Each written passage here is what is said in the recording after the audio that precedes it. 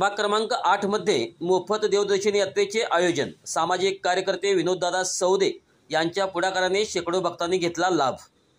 नमस्कार, चांग भलं न्यूजमध्ये आपले स्वागत। सांगली शारदीय नवरात्रोत्सवाच्या पावन पर्वावर प्रभाग क्रमांक 8 मध्ये सामाजिक कार्यकर्ते विनोददादा सौदे यांच्या पुढाकाराने एक विशेष उपक्रम राबवण्यात आला। या उपक्रमांतर्गत प्रभागातील महिला आणि पुरुष भक्तांसाठी मोफत देवदर्शन यात्रेचे आयोजन करण्यात आले होते।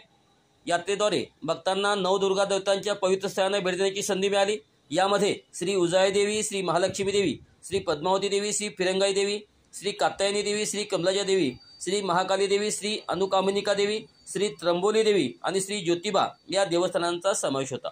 मोफत देवदर्शन यात्रेचा लाभ शेकडो भक्तांनी घेतला। यात्रेमुळे भक्तिभाव आणि आनंदाचे वातावरण निर्माण झाले। महिलांसह पुरुष भक्तांचाही मोठा सहभाग या यात्रेत दिसून आला।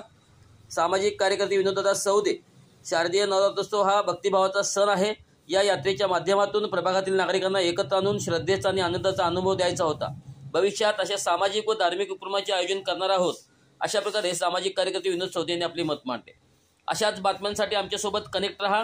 चांग भलं न्यूजला लाईक करा, शेअर करा, सबस्क्राईब करा व कमेंट्स करायला विसरू नका।